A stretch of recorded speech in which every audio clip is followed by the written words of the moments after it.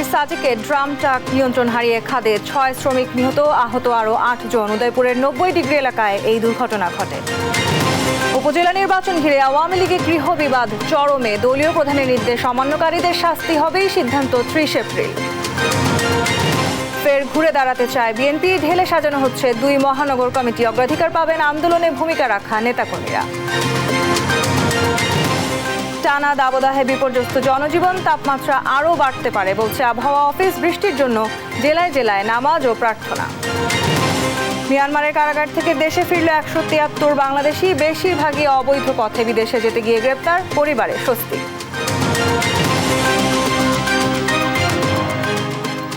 আমন্ত্রণ সংবাদ রাতে, দেখছিলেন সংবাদ শিরোনাম, সঙ্গে আছি আমি তাসনুভা তন্নি।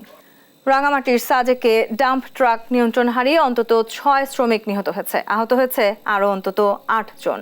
বিকেলে বাঘাইছড়ি উপজেলার উদয়পুর সীমান্ত সড়কে 90 ডিগ্রি এলাকায় এই দুর্ঘটনা ঘটে। হতাহতরা সীমান্ত সড়ক নির্মাণ কাজে নিয়োজিত ছিল। প্রাথমিকভাবে তাদের নাম পরিচয় জানা যায়নি। আহতদের উদ্ধার করে হাসপাতালে নেওয়া হয়েছে। বাঘাইছড়ি উপজেলা নির্বাহী কর্মকর্তা এই তথ্য নিশ্চিত করেন। দুর্ঘটনার বিষয়ে জানাতে সরাসরি যুক্ত হচ্ছেন সহকর্মী অপু দত্ত। অপু, এই দুর্ঘটনা কিভাবে ঘটলো, আপনার কাছে কি তথ্য আছে, বিস্তারিত জানাবেন। আপনারা জানেন যে কিছুক্ষণ আগে আমরা যে খবরটি পেয়েছি যে সাজেকের দুর্গম উদয়পুরে একটি সড়ক দুর্ঘটনার ঘটনা ঘটেছে।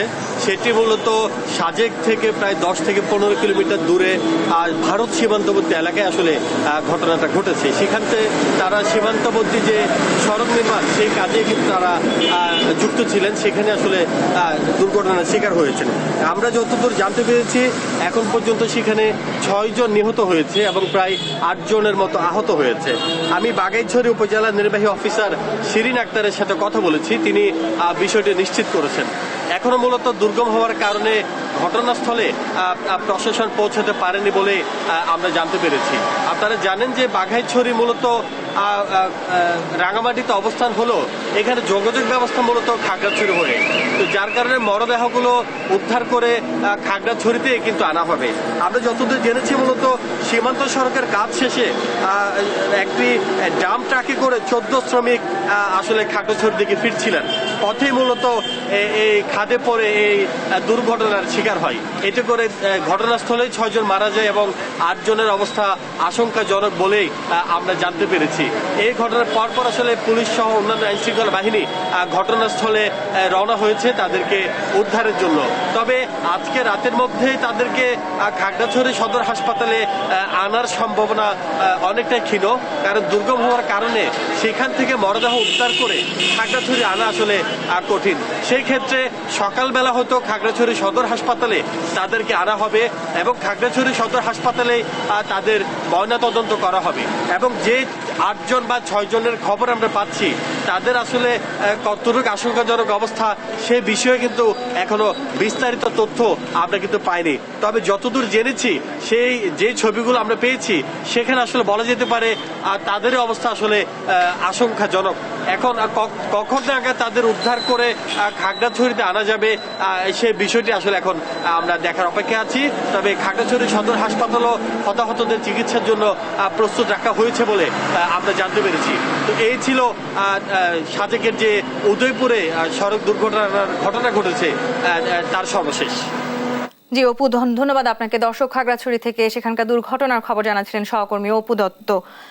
অন্যান্য প্রসঙ্গে, উপজেলা পরিষদ নির্বাচনে দলীয় সিদ্ধান্ত অমান্য করে এখনো মাঠে তৎপর আওয়ামী লীগের এমপি মন্ত্রীদের স্বজনরা। তাদের শাস্তির মুখোমুখি হতে হবে বলে সতর্ক করেছেন কেন্দ্রীয় নেতারা। তবে কি ধরনের শাস্তি হবে সেই সিদ্ধান্ত দিবেন দলের সভাপতি প্রধানমন্ত্রী শেখ হাসিনা। যেসব কেন্দ্রীয় নেতা এবং মন্ত্রী এমপিরা স্বজনকে ফেরাতে পারেননি তাদেরকেও দিতে হবে খেসারত। 30 এপ্রিল দলের ওয়ার্কিং কমিটির বৈঠকে আসবে চূড়ান্ত সিদ্ধান্ত। তৌফিক মাহমুদ মুন্নার রিপোর্ট। দলীয় প্রতীকবিহীন উপজেলা নির্বাচনের প্রথম ধাপ অনুষ্ঠিত হবে 8ই মে। মন্ত্রী এমপিদের আত্মীয় স্বজনদের নির্বাচনে অংশ না নিতে নির্দেশ দিয়েছিলেন দলীয় প্রধান, কিন্তু বাস্তবতা ভিন্ন। দলীয় প্রধানের নির্দেশ অমান্য করে ভোটের মাঠে থেকে গেছেন এমপি মন্ত্রীদের বেশিরভাগ স্বজন। এতে প্রশ্ন দেখা দিয়েছে দলীয় শৃঙ্খলা নিয়ে। দলের দায়িত্বপ্রাপ্ত সাংগঠনিক সম্পাদকরা বলছেন ভোটের আগ মুহূর্ত পর্যন্ত সরে দাঁড়ানোর সুযোগ রয়েছে। তবে যেসব মন্ত্রী কিংবা এমপি বা কেন্দ্রীয় নেতার স্বজনেরা নির্দেশনা অপেক্ষা করে শেষ পর্যন্ত ভোটের থেকে যাবে, তাদেরকে শাস্তির মুখোমুখি হতে হবে। দলের নিজস্ব অনেক পদ্ধতি আছে, তাকে ভবিষ্যতে পদ থেকে সরিয়ে দেওয়া, বা অনেক দেখা যাবে যে অনেক সিনিয়র এমপি আছে, হ্যাঁ, কিন্তু তারা মনে হয় তারা এবারে মন্ত্রী হবেন স্বাভাবিকভাবে, কিন্তু মন্ত্রিসভা যখন গঠিত হয় তাদের নাম খুঁজে পাওয়া যায় না। হ্যাঁ, তো সুতরাং কেন নাম খুঁজে পাওয়া যায় না? নিশ্চয়ই দলে তিনি এমন কিছু বিষয় আছে যে কারণে মাননীয় সভানেত্রী তার এই সহকর্মীকে পরোক্ষভাবে শাস্তি দিলেন। মাত্র যে দল থেকে বহিষ্কার করা, সাসপেন্ড করা, শোকজ করা, এইটি ব্যবস্থা তার তো না। একজন দায়িত্বশীল পদধারী সম্মানিত, যিনি মন্ত্রী ছিলেন, দলের সর্বোচ্চ পদ তিনি বহন করছেন, 8বার 7বার এমপি নির্বাচিত হয়েছেন, তার সাথে যদি দলের সেক্রেটারি জেনারেলের তার রুমের মধ্যে বাকবিতনটা যা হয়েছে, সেটি যখন পত্রিকায় নিউজে চলে আসছে, এটাই তো তার জীবনের বড় একটা পানিশমেন্ট। এটা দলীয় প্রধানের নির্দেশের পরও মনোনয়নপত্র না হওয়াকে দুঃখজনক বলছেন কেন্দ্রীয় নেতারা।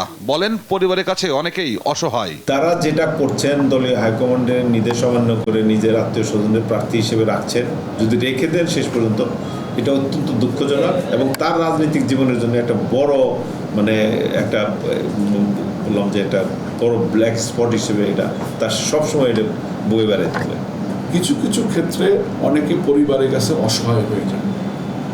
যে সমস্ত মানুষ বড় বড় পদে আছেন, তাদের যারা স্বজন আছে, পরিবারের সদস্য আছে, তাদের একটু অনুধাবন করা উচিত যে যে মানুষটি একটা বড় নেতা, বড় পদে আছে, তার কারণে পরিবারের সবাই কিন্তু সম্মানিত হয়, সবাই কিন্তু নেম ফেম বাড়ে। তো যে গাছটি ফল দিচ্ছে, সেই গাছটিকে কেটে ফেলাটা পরিবারের সদস্যদের উচিত নয়। 30 এপ্রিল দলের ওয়ার্কিং কমিটির বৈঠকে দলীয় প্রধান ও প্রধানমন্ত্রী উপজেলা নির্বাচন সহ দলের শৃঙ্খলা ভঙ্গকারীদের বিরুদ্ধে শাস্তির বিষয়ে নির্দেশনা দিবেন বলে জানান সাংগঠনিক সম্পাদকেরা। পরিবারের মধ্যেও তৌফিক মাহমুদ মুন্না, দেশ টিভি, ঢাকা। এদিকে উপজেলা নির্বাচনের প্রথম দফায় মনোনয়নপত্র প্রত্যাহারে ইসির সময়সীমা শেষ হলেও ভোটের আগ পর্যন্ত বসে যাওয়ার সুযোগ রয়েছে বলে জানিয়েছেন আওয়ামী লীগ সাধারণ সম্পাদক ওবায়দুল কাদের। দুপুরে ধানমন্ডি কার্যালয়ে এক সংবাদ সম্মেলনে তিনি একথা বলেন। জানান, দলীয় নির্দেশ অমান্য করে যারা শেষ পর্যন্ত ভোটে থাকবেন তাদের বিরুদ্ধে সময় মতো ব্যবস্থা নেওয়া হবে। তৌফিক মাহমুদ মুন্নার আরও একটি রিপোর্ট। আগামী 8 মে অনুষ্ঠিত হবে 6ষ্ঠ উপজেলা নির্বাচনের প্রথম ধাপ। এরই মধ্যে শেষ হয়েছে মনোনয়ন প্রত্যাহার। প্রতীক নিয়ে এখন মাঠে প্রচারণা চালাচ্ছেন প্রার্থীরা। তবে আওয়ামী লীগ সভাপতির নির্দেশ ছিল মন্ত্রী এমপিদের আত্মীয় স্বজনদের নির্বাচনে অংশ না নেওয়ার। তবে মন্ত্রী এমপিদের বেশিরভাগ স্বজন মানেননি দলীয় প্রধানের নির্দেশ। এমন বাস্তবতায় বুধবার দুপুরে আওয়ামী লীগ সভাপতি রাজনৈতিক কার্যালয়ে সংবাদ সম্মেলনে আসেন দলের সাধারণ সম্পাদক ওবায়দুল কাদের। সাফ জানান, দলীয় নির্দেশ অমান্যকারীদের বিরুদ্ধে নেওয়া হবে ব্যবস্থা। দলীয় নির্দেশনা অমান্য করলে ডিসিপ্লিনারি অ্যাকশনের বিষয়টা আমাদের পার্টিতে আছে। সময় মতো এর সিদ্ধান্ত অবশ্যই নেওয়া। আওয়ামী লীগের চেইন অফ কমান্ড ভাঙেনি দাবি করে ওবায়দুল কাদের জানান, উপজেলা নির্বাচনের আগ পর্যন্ত মনোনয়ন প্রত্যাহারের সুযোগ রয়েছে। ইলেকশন হওয়া পর্যন্ত এখনো সময় আছে প্রত্যাহারের বিষয়। এই যে আনুষ্ঠানিকভাবে নির্বাচন কমিশনের নির্দিষ্ট প্রত্যাহারের তারিখ ছাড়াও পরেও কেউ ইচ্ছা করলে প্রত্যাহার করতে পারে। আগামী 30 এপ্রিল গণভবনে অনুষ্ঠিত হবে আওয়ামী লীগের কার্যনির্বাহী কমিটির বৈঠক। সেখানে নির্দেশনা অমান্যকারীদের বিরুদ্ধে আসতে পারে শাস্তির সিদ্ধান্ত। তৌফিক মাহমুদ মুন্না, দেশ টিভি, ঢাকা। উপজেলা পরিষদ নির্বাচন নিয়ে আওয়ামী লীগের সিদ্ধান্তের বিষয়ে আলোচনা করতে স্টুডিওতে আছেন সহকর্মী তৌফিক মাহমুদ মুন্না। মুন্না, আপনাকে স্বাগত জানাচ্ছি স্টুডিওতে। দলীয় সিদ্ধান্ত অমান্য করে ইতিমধ্যে আমরা দেখেছি নির্বাচনের মাঠে এখনো অনেক মন্ত্রী এমপিদের স্বজনেরা আছেন। দলের চেইন অফ কমান্ড ক্ষতিগ্রস্ত হচ্ছে কিনা কারণে? তো আপনি যেমনটি বলছিলেন, দলের চেইন অফ কমান্ড যেহেতু এই সিদ্ধান্তটা দিয়েছেন দলীয় প্রধানমন্ত্রী শেখ হাসিনা, তিনি কিন্তু স্পষ্ট বলেছেন যে এই উপজেলা নির্বাচন তারা কোনো প্রতীক দিচ্ছেন না। সেক্ষেত্রে যারা এমপি, মন্ত্রী এবং আওয়ামী লীগের সেন্ট্রাল কমিটির নেতা রয়েছেন, প্রেসিডেন্ট মেম্বার, জয়েন্ট সেক্রেটারি, সাংগঠনিক সম্পাদক, তাদের আত্মীয় স্বজন যেন এই নির্বাচনে প্রার্থিতা না করে। এবং সেটি কিন্তু প্রথম নির্বাচন অনুষ্ঠিত হবে 8 তারিখ এবং তার প্রার্থিতা শেষ ছিল 22 তারিখ। আজকে কিন্তু সেই প্রার্থীর দিন শেষ, এখন প্রচারণা চলছে। সেই সিদ্ধান্তে আসলে বাস্তবায়ন কিন্তু আমরা দেখি না, এবং বেশিরভাগ ক্ষেত্রে আমরা দেখেছি নাটোরের প্রতিমন্ত্রী জনামেদ পলকের শ্যালক প্রত্যাহার করেছে, ব্রাহ্মণবাড়িয়াতে ক্যাপ্টেন এবি তাজুল ইসলামের চাচাতো ভাই প্রত্যাহার করেছে, এবং মাগুরাতে বীরেন শিকদারের আত্মীয় প্রত্যাহার করেছে। এর বাইরে কিন্তু আমরা যদি নাম ধরেই বলি, প্রেসিডেন্ট সদস্য শাহজাহান খান তার ছেলে রয়েছেন, কুষ্টিয়া থেকে আওয়ামী লীগ জয়েন্ট সেক্রেটারি মামুল হানিফের চাচাতো ভাই রয়েছেন, এমন কিন্তু অনেকে রয়েছেন সেখানে আসলে কিন্তু। এবং গাজীপুরে যদি বলি, শ্রীপুরে, সেখানে কিন্তু প্রাথমিক ও গণশিক্ষা প্রতিমন্ত্রী তার ভাইও কিন্তু পরবর্তী ধাপের জন্য কিন্তু মনোনয়ন জমা দিচ্ছেন সব মিলে। এবং নোয়াখালীতে কিন্তু এমপি একরাম তার ছেলে কিন্তু রয়েছেন। এই সব কিছু মিলে কিন্তু প্রধানমন্ত্রীর যে নির্দেশনা বা দলীয় প্রধান সেটা কিন্তু মানা হয়নি। সেই ক্ষেত্রে কিন্তু বলা যেতে পারে যে চেইন অফ কমান্ড এক প্রকার কিন্তু নাই, মানে ভেঙে যাচ্ছে অনেকটাই।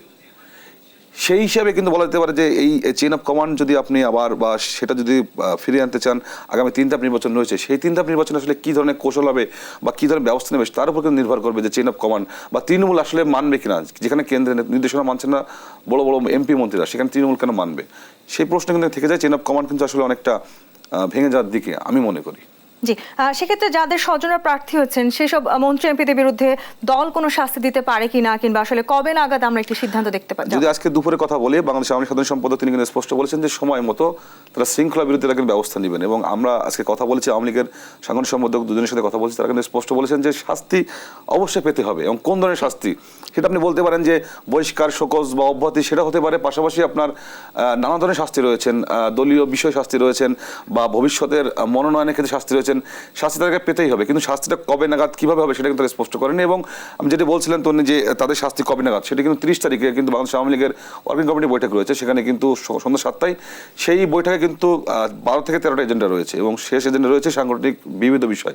সেখানে আলোচনা উঠবে, এবং সেই আলোচনার ভিত্তিতে কিন্তু বাংলাদেশ আওয়ামী লীগ সভাপতি তিনি কিন্তু স্পষ্ট করবেন যে যারা এই তার সিদ্ধান্ত মানেননি তাদের আত্মীয়স্বজন এবং তাদেরকে কী ধরনের শাস্তি নেবেন তিনি সেখানে স্পষ্ট করবেন। হয়তো তার পরদিন বাংলাদেশ আওয়ামী লীগ সাধারণ সম্পাদক তিনি আমাদের জানাবেন যে আসলে কী ধরনের শাস্তির মুখে হতে যাচ্ছেন এই সব মন্ত্রী, এমপি বা আওয়ামী লীগের। অর্থাৎ কোনো না কোনো আসলে শাস্তির বিধান আমরা দেখতে যাচ্ছি সামনে।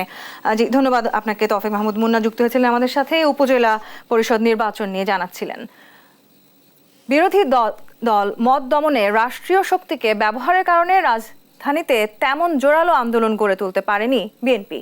এমন বাস্তবতায় 2 মহানগর কমিটিকে শক্তিশালী করে আবারও রাজপথে নামতে চায় দলটি। মহানগর উত্তর ও দক্ষিণ বিএনপির নেতারা বলছেন, বিগত আন্দোলন সংগ্রামে ভূমিকা রাখা নেতাকর্মীদের মূল্যায়ন করা হবে নতুন কমিটিতে। বিস্তারিত সাইফুল রিপনের প্রতিবেদনে। 28 অক্টোবর পরবর্তী 7 জানুয়ারি নির্বাচনের আগ পর্যন্ত এক দফা দাবি আদায়ে সমমনা রাজনৈতিক দল ও জোটগুলো রাজপথে সরব থাকলেও আইন শৃঙ্খলা বাহিনীর অব্যাহত তৎপরতায় রাজধানীর রাজপথে তেমন দাঁড়াতেই পারেনি আন্দোলনের নেতৃত্ব দেয়া দল বিএনপি। 7 জানুয়ারির নির্বাচনের পর জনগণের শক্তিকে কাজে লাগিয়ে আবারও রাজপথে সরব হতে চান দলটির নেতাকর্মীরা। দলের নেতারা বলছেন, আগের যে কোনো সময়ের চেয়ে এখন তারা আরও বেশি শক্তিশালী, উজ্জীবিত। নির্যাতন তো আমাদের উপর অনেক হয়েছে, তারপরে আমি মনে করি আমাদের নেতাকর্মীরা তাদের মনোবল ভাঙেনি, বরং আমাদের ইমানি শক্তি, দলের প্রতি আমাদের ভালোবাসা সেটা আরও বেশি বৃদ্ধি পেয়েছে। আর সবচেয়ে বড় কথা হচ্ছে যে জনগণ আমাদের সাথে বলে। হ্যাঁ, কীভাবে বললেন জনগণ আমাদের সাথে, কীভাবে বলি, যারা গণতন্ত্রের প্রতি শ্রদ্ধাশীল তারা কিন্তু কেউ কেন্দ্রে যাননি। তো এই জনগণের যে ভালোবাসা, জনগণ আমাদের প্রতি যে জনগণের যে সমর্থন, এতে আমাদের মানসিক শক্তি আমি মনে করি আরও বৃদ্ধি পেয়েছে।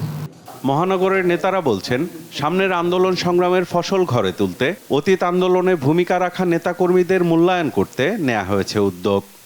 যারা যোগ্য, যারা সাহসী, যাদেরকে দিলে সংগঠন ভালো কাজ করবে তাদেরকে আমরা এখানে মূল্যায়ন করব। আর যারা টোটালি মাঠে ছিল না তাদেরকে টোটালি বাদ দিয়ে দেব। এবং সে যেই হোক না কেন, এই জায়গায় কোনো রকম কোনো এক্সকিউজ করার কোনো সুযোগ নেই। অতীতের ভুল ত্রুটি শুধরে নতুন করে আন্দোলন গড়ে তোলার কাজ চলছে বলেও জানান মহানগরের নেতারা। অবাধ সুষ্ঠু নির্বাচনের যেটা দাবি আমাদের, সেই দাবির জন্য আমাদের আন্দোলনের যে কর্মসূচি, এই বিষয়গুলি নিয়ে আমাদের হাইকমান্ড অলরেডি কাজ করছে। এবং তার ভিতরে আমরা সাংগঠনিক যে কার্যক্রমগুলি রয়েছে, যেখানে আমাদের দুর্বলতা ছিল, সেই দুর্বলতাগুলো কাটিয়ে আমরা যাতে আরও সুসংগঠিত হয়ে আমরা মাঠে নামতে পারি এবং আমাদের দাবি আদায় করতে পারি, মানুষের জনগণের দাবি অধিকার আদায় করতে পারি, সেই লক্ষ্যে আমরা কাজ করে চলেছি। একটি কথা মনে রাখতে হবে, আমরা হচ্ছি নিরস্ত্র, আমাদের কাছে কোনো অস্ত্র নেই। আর প্রশাসন বা আওয়ামী লীগের লোকজন তারা অস্ত্র নিয়ে আমাদেরকে উপর হামলা করেছে, আমাদের নেতাকর্মীদের গ্রেপ্তার করেছে, মারছে, হত্যা করেছে, গুম করেছে। এত নির্যাতনের পরে তো আমাদের দল ইনশাল্লাহ এখন আমরা রাজপথে সমাবেশ, মিছিল, মিটিং করতে সক্ষম। নির্দলীয় নিরপেক্ষ সরকারের অধীনে নির্বাচনের দাবি আদায়ে ২৬ এপ্রিল নয়াপল্টনে ঢাকা মহানগর দক্ষিণ বিএনপির আয়োজনে সমাবেশ হওয়ার কথা থাকলেও তীব্র তাপদাহের কারণে কর্মসূচি স্থগিত করেছে বিএনপি। সাইফুল রিপন, দেশ টিভি, ঢাকা। চৈত্রের প্রখরতা শেষে বৈশাখ এলেও নেই জনজীবনের স্বস্তি। বেড়েই চলেছে তাপপ্রবাহ, নেই বৃষ্টির কোনো পূর্বাভাস। এতে বেশি বিপাকে খেটে খাওয়া মানুষ, কমে গেছে তাদের আয়। মাজহারুল ইসলামের রিপোর্ট। উত্তপ্ত পরিবেশকে শীতল করতে এভাবেই পানি ছেটাচ্ছে ঢাকার উত্তর সিটি কর্পোরেশন। তবুও যেন কমছে না গ্রীষ্মের প্রখরতা। ঢাকার আকাশ যেন দিচ্ছে সাহারা মরুভূমির উত্তাপ। এই অবস্থায় সবচেয়ে বেশি বিপাকে পড়েছেন প্রয়োজনের তাগিদে যারা বাহিরে বের হয়েছেন। খুব গরম, গরমে তো গাড়ি চালানো যায় না, আরো ভাড়া আরো কম, গরম বেশি আর যায় না। ভাই গরম যে পরিমাণ পড়ছে, ভাড়া ভিত্তি কম, একেবারে কম। গরমের দ্বারাই কেউ বাড়াচ্ছেও না ঠিক মতন, আর উঠতে যাচ্ছে না। কথা হাঁটলি পারে বাসাত লাগবে, রিক্সায় উঠতে যাচ্ছে না। এই তো আমাদের অবস্থা খুবই খারাপ, আর ভিতরে ভাড়া নেই, যাও ভাড়া পায় টুকটাকগুলো কম কয়। এত গরম, এই গরমটা অসহ্য গরম, বাট যাইতে হইতেছে আমাদের, কারণ পরীক্ষার সামনে পড়তে হবে আমাদের। আর আপনার যে গাছগুলো আছে, গাছগুলো তো মানুষ বিনা বিচার কাটা ফলাইতেছে। গাছগুলো যদি সরকার যদি নিজের উদ্যোগে লাগাইতো, গরমগুলো কিছু লাঘব হইতো। তীব্র গরমে আরো বেশি অস্থিরতা যোগ হয়েছে তীব্র যানজটে। তবে কর্তব্যরত ট্রাফিক পুলিশ গরমেও নির্ভীকভাবে দায়িত্ব পালন করে যাচ্ছেন। প্রচুর গরম, মানুষের কষ্ট হচ্ছে। এই গরমে আমাদেরও কষ্ট হচ্ছে, কিন্তু কষ্ট হলেও আমাদের তো রাস্তা ছেড়ে দেওয়ার সুযোগ নেই। আমাদেরকে জনসাধারণের চলাচলে যদি তারা থেমে থাকে রাস্তায়, তো আরও কষ্ট তাদের বেড়ে যাবে। তীব্র গরমে আমাদের খুবই প্রচণ্ড কষ্ট হচ্ছে। উইথ জনগণের স্বার্থে আমাদের কাজ করতে হয়। উইথ গাড়ি ঘোড়া, কিছু কিছু সংখ্যক গাড়ি ঘোড়া আমাদের সাথে খুবই খারাপ আচরণ করে। আবহাওয়া অফিস বলছে আপাতত নেই বৃষ্টির কোনো সম্ভাবনা। এপ্রিল জুড়েই চলমান থাকবে এমন তাপদাহ। রাজশাহী, পাবনা, যশোর, চুয়াডাঙ্গা, খুলনা এবং বাগেরহাট এই অঞ্চলের উপর দিয়ে তাপপ্রবাহ যেটা আছে সেটা অব্যাহত থাকবে। এটার পরিবর্তন হতে গেলে আপনাকে ব্যাপক এলাকা জুড়ে এবং প্রচুর বৃষ্টিপাতের প্রয়োজন, মাঝারি থেকে আরও বেশি হয়তো বা মাঝারি থেকে আরও বেশি। তো এই মুহূর্তে এরকম বৃষ্টিপাতের সম্ভাবনা নেই। নগরায়নের নামে যেভাবে গাছ নিধন করা হচ্ছে তার প্রভাব হাড়ে হাড়ে টের পাচ্ছে রাজধানীবাসী। মাজহারুল ইসলাম, দেশ টিভি, ঢাকা। এদিকে তীব্র দাবদাহে নাভিশ্বাস উঠেছে জনজীবনে। পানির অভাবে মাঠ ঘাট ফেটে চৌচির, নষ্ট হচ্ছে মাঠের ফসল। এমন পরিস্থিতিতে রাজবাড়ী, ফেনী, কুষ্টিয়া, চাঁপাইনবাবগঞ্জ, নারায়ণগঞ্জ, ঝিনাইদহ ও পিরোজপুরে বৃষ্টির আশায় খোলা আকাশের নিচে ইস্তিকসার নামাজ আদায় করেছেন মুসল্লিরা। প্রতিনিধিদের পাঠানো তথ্য ছবিতে ফারজানা ইসলামের ডেস্ক রিপোর্ট। প্রচণ্ড তাপদাহে বিপর্যস্ত জনজীবন, দেখা দিয়েছে পানির তীব্র সংকট। এজন্য বৃষ্টির আশায় রাজবাড়ী জেলার গোয়ালন্দে ইস্তিসকার নামাজ আদায় করেছেন এলাকাবাসী। বিশেষে নামাজে অংশ নেন শতাধিক মুসল্লি। আল্লাহ তাআলা দরবারে অসংখ্য গণিত প্রশংসা যে আল্লাহ তাআলা আমাদেরকে আজকে জামিয়া নিজামিয়া আরবিয়া কওমি মাদ্রাসায় সলাতুল ইস্তিসকা নামাজ পড়ার তৌফিক দিলেন। বিশেষ করে আমরা এই সলাতুল ইস্তিসকা নামাজ পড়ার পরে আল্লাহর কাছে তওবা করলাম, ইস্তিগফার করলাম। দেশবাসীর কাছে অনুরোধ করব, আমরা তো এখন এসির জামানে আসছি, এসির ভিতরে যারা আছি তারা তো এটা অনুভব করি না।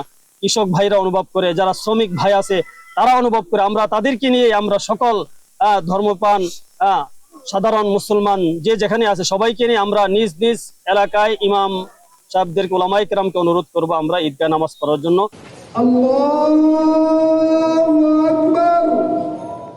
ফেনীতে বুধবার বেলা 11টায় শহরের আল জামিয়াতুল ফালাহিয়া কামিল মাদ্রাসা মাঠে ইস্তিসকার নামাজ আদায় করা হয়। কুষ্টিয়া সরকারি কলেজ মাঠেও এ নামাজ অনুষ্ঠিত হয়। নামাজ ও মোনাজাত পরিচালনা করেন মিলপাড়া শাহী মসজিদের ইমাম মাওলানা শরাফত হুসাইন। আলহামদুলিল্লাহ, আমরা আজকে ইস্তিসকার নামাজ আদায় করলাম, যেটা অনাবৃষ্টির জন্য পড়া হয়। তো এটা অনাবৃষ্টি যে ইস্তিসকার নামাজ, এটা রাসূল সাল্লাল্লাহু আলাইহি ওয়াসাল্লাম এটা গুরুত্বপূর্ণ একটা সুন্নাহ। সারা দেশের মতো অনাবৃষ্টি ও তাপদাহে পড়ছে চাঁপাইনবাবগঞ্জ। বৃষ্টির পানি চেয়ে মহান আল্লাহর দরবারে সাহায্য চেয়ে ইস্তিসকার নামাজ আদায় করা হয়। নারায়ণগঞ্জ কেন্দ্রীয় ঈদগাহ ময়দানে ইস্তিসকার নামাজ পড়েন মুসল্লিরা। আরশে আজিমের মালিক আমাদের কার উপরে নারাজ হয়েছে, তাই বৃষ্টি বন্ধ রেখেছেন। তাকে রাজি করার জন্যে, তার দরবারে দুহাত তুলে আর্তনাদ জানাবার জন্যে, দু ফোঁটা চোখের পানি দিয়ে বৃষ্টির দাবি দাবি আদায় করার জন্য আমরা আজকে ঈদগাহে একত্রিত হয়েছি। তো আল্লাহ রাব্বুল আলামিন আমাদের তওবা কবুল করুক এবং নারায়ণগঞ্জ সহ সারা দেশে রহমতের বৃষ্টি বর্ষিত হোক। ঝিনাইদহে কমছে না তাপমাত্রার পারদ, বৃষ্টির আশায় প্রহর গুনছেন মানুষ। এ অবস্থায় ইস্তিসকার নামাজ আদায় করেন মুসল্লিরা। এছাড়া পিরোজপুরের মঠবাড়িয়া ও ইন্দুরকানী উপজেলায় খোলা আকাশের নিচে বৃষ্টির জন্য নামাজ আদায় করা হয়। ফারজানা ইসলাম, নিউজ ডেস্ক, দেশ টিভি। দাবদাহের খবর জানাতে সাতক্ষীরা থেকে সরাসরি যুক্ত হচ্ছেন সহকর্মী শরীফুল্লাহ কায়সার সুমন। সুমন, আজ জেলার সর্বোচ্চ তাপমাত্রা কত ছিল, সেখানকার সার্বিক পরিস্থিতি জানাবেন আমাদের। তন্নি, আমি দাঁড়িয়ে আছি সাতক্ষীরার যে 0 পয়েন্ট অর্থাৎ নিউ মার্কেট চত্বর এলাকা। এখানে আপনি জানেন যে সাতক্ষীরা উপকূলীয় জেলা হিসাবে এখানে যে উষ্ণায়ন সেটি কিন্তু অত্যন্ত বেশি, বিশেষ করে এখানে সাগর নিকটবর্তী হওয়ার কারণে লবণাক্ততা বৃদ্ধির ফলে এখানে কিন্তু উষ্ণতাটা বেশি অনুভব হয়। এই কয়েকদিন ধরে কিন্তু 39.8-এর সাথে 40 এরকমই ওঠানামা করছে। আজকেও একই চিত্রই লক্ষ্য করা গিয়েছে। আবহাওয়া অধিদপ্তর আমাদেরকে সেটি জানিয়েছে। তন্নি, এখানে বলে রাখা দরকার যে আজকে কিন্তু এত বেশি গরম অনুভূত হওয়ার কারণে এখানকার শ্রমজীবী মানুষরা কিন্তু ভীষণ কষ্ট পাচ্ছে। এখানকার মানুষদের সাথে আমরা যারা কথা বলেছি, বিশেষ করে শ্রমজীবী মানুষ যারা পরিশ্রম করে যাদের দিনাতিপাত করতে হয়, তাদের কষ্ট কিন্তু খুব লক্ষণীয়। তারা কিন্তু কষ্ট। আমি একজন পথচারীর সাথে কথা বলতে চাই। কি অবস্থা, গরম কেমন পড়েছে এবং কি অবস্থা অনুভূত হচ্ছে? প্রচন্ড গরম পড়ছে, এই গরমে বাইরে বেরোতে পারতেছি না। আর এত গরমের জ্বলন পড়তেছে যে বাড়ির বাচ্চা কাচ্চারাও অস্বস্তি হচ্ছে। তারা রোগ ব্যাধি এরকম ডায়রিয়া এরকম হচ্ছে এবং 2-10 বছরের মধ্যে এরকম গরম পড়ে না। হ্যাঁ, আমরা যেমনটি শুনছিলাম যে 2-10 বছরের মধ্যে কিন্তু এরকম গরম কিন্তু পড়েনি। তন্নিয়া, যারা বিশেষ করে এই অবস্থায় মানুষের পিপাসা এবং তৃষ্ণার দিকটা বেড়ে গিয়েছে, সেই তৃষ্ণা মেটানোর জন্য মানুষ এরকম বিশেষ করে রাস্তার পাশের যেসব জুস বা লাচ্ছি বা এইসব যা পাওয়া যাচ্ছে তাই খেয়ে সেই তৃষ্ণা মেটাচ্ছে। কোনো ক্ষেত্রে ফল ডাব বিক্রিও হচ্ছে বেশি, তরমুজ এগুলো, এই ফলমূল বিক্রির পরিমাণও বেড়েছে। কিন্তু আসলে যারা অতি দরিদ্র তাদের কিন্তু সেটি কেনারও সামর্থ্য নেই, এবং যাদের সামর্থ্য নেই তাদের অবস্থা কিন্তু আসলে অনেকটা বিপন্ন। এই শহর জুড়েই শুধু না, বিশেষ করে উপকূলের যেসব কৃষকরা এখন ধান কাটার মৌসুম, এই মৌসুমে যারা ধান কাটছে তাদের যে তীব্র কষ্ট সেটি আসলে কিন্তু লক্ষণীয়, এবং এই কষ্টে কিন্তু তাদের জীবন বিপন্ন হওয়ার মতো পর্যায়ে পড়েছে। আর এই গরম কিন্তু আবহাওয়া অধিদপ্তর আমাদেরকে জানাচ্ছে এটি কিন্তু সপ্তাহব্যাপী কোনো বৃষ্টি বা এই তাপদাহ কমার কোনো সম্ভাবনা তারা কিন্তু জানায়নি। এই ছিল সাতক্ষীরার যে তাপদাহ যে দুরবস্থা তার সর্বশেষ। সুমন, আপনাকে ধন্যবাদ। দর্শক, সাতক্ষীরা থেকে দাবদাহের সর্বশেষ অবস্থা জানাচ্ছিলেন আমাদের সহকর্মী শরীফুল্লাহ কায়সার সুমন। মিয়ানমারে বিভিন্ন মেয়াদে কারাভোগ শেষে রাখাইন রাজ্যের সিটওয়ে কারাগার থেকে 173 বাংলাদেশি দেশে ফিরছেন। এর মধ্যে 129 জন কক্সবাজার জেলার, 30 জন বান্দরবানের, 7 জন রাঙামাটির। এছাড়া খাগড়াছড়ি, নোয়াখালী, নারায়ণগঞ্জ, চট্টগ্রাম, রাজবাড়ী, নরসিংদী ও নীলফামারী জেলার 1 জন করে। কক্সবাজার থেকে সৌরভ দেবের প্রতিবেদন।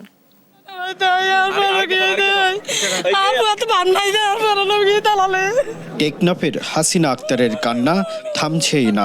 ফিরে আসা 173 জনের মধ্যে নেই তার সন্তান সোহেল। দালালের খপ্পরে পড়ে মালয়েশিয়া যাওয়ার পথে নিখোঁজ হয়েছিল। এরপর সন্তান ফিরে পেতে দালাল চক্র নিয়েছিল 3 লক্ষ টাকা।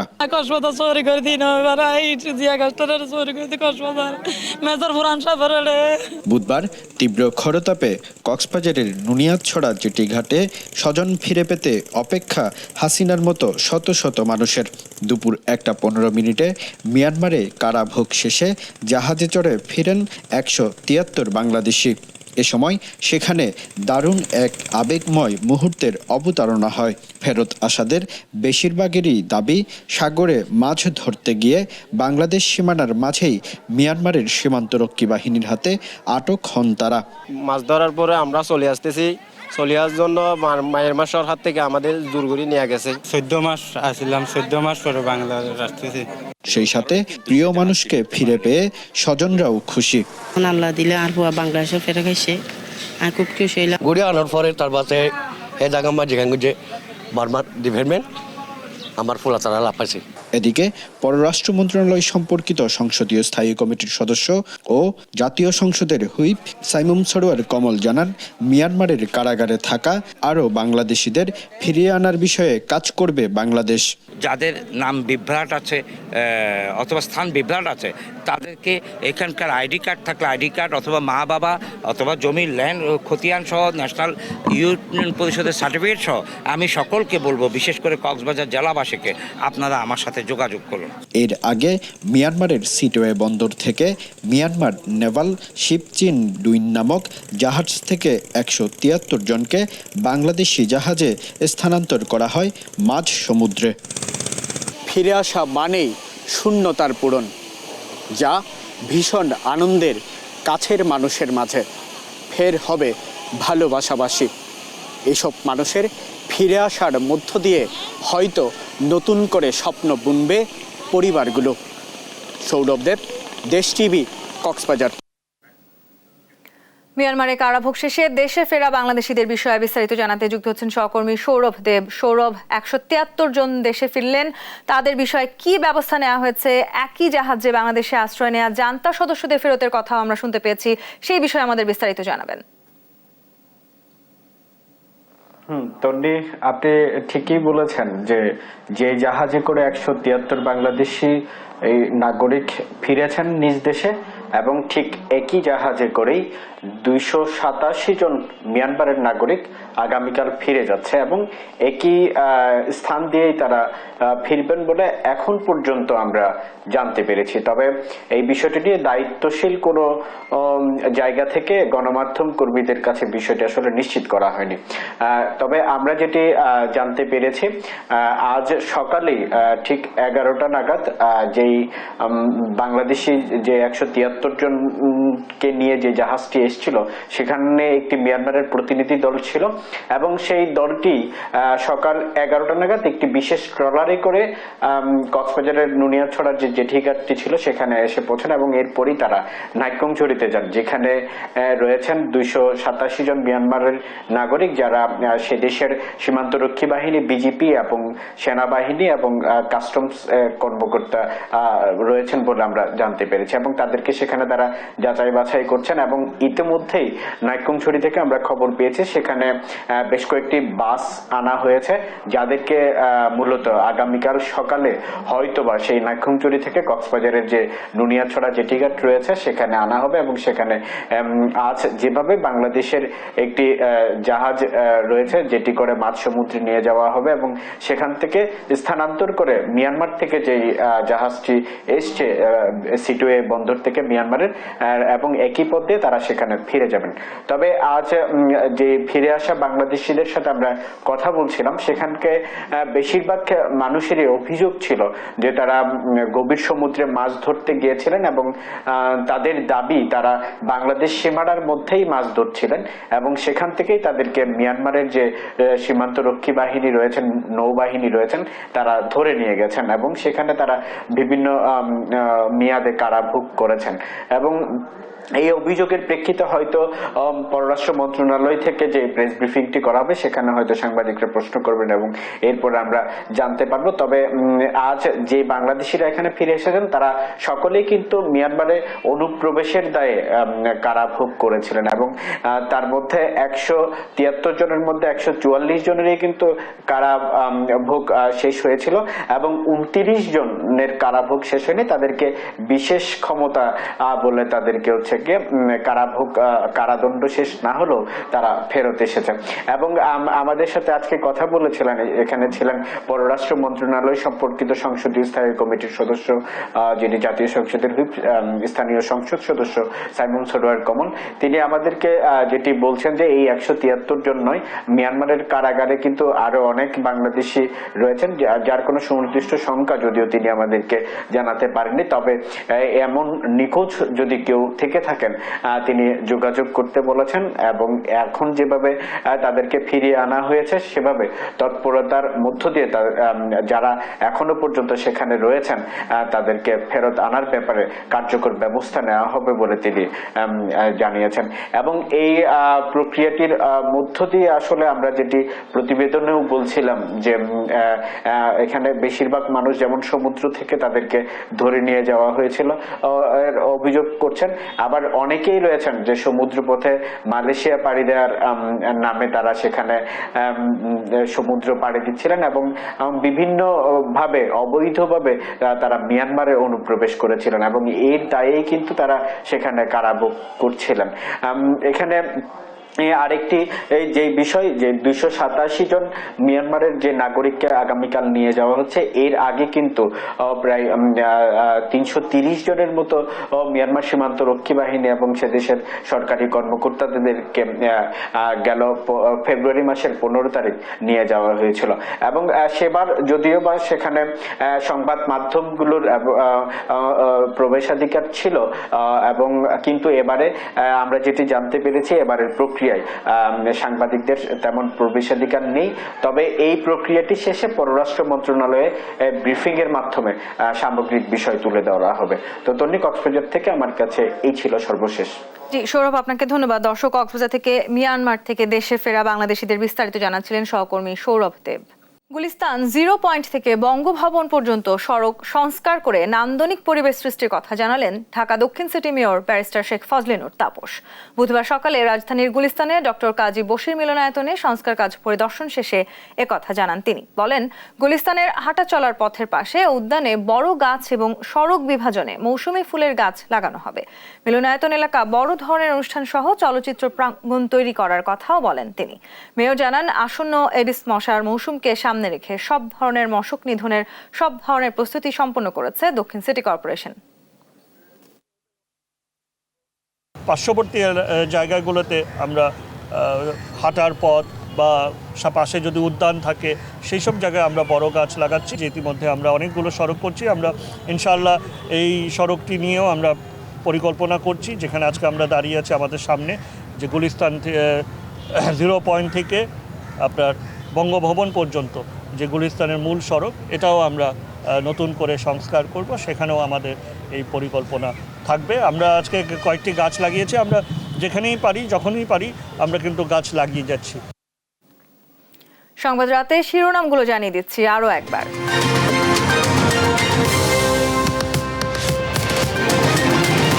রাঙামাটির সাজেকে ড্রাম ট্রাক নিয়ন্ত্রণ হারিয়ে খাদে 6 শ্রমিক নিহত, আহত আরও 8 জন। উদয়পুরের 90 ডিগ্রি এলাকায় এই দুর্ঘটনা ঘটে।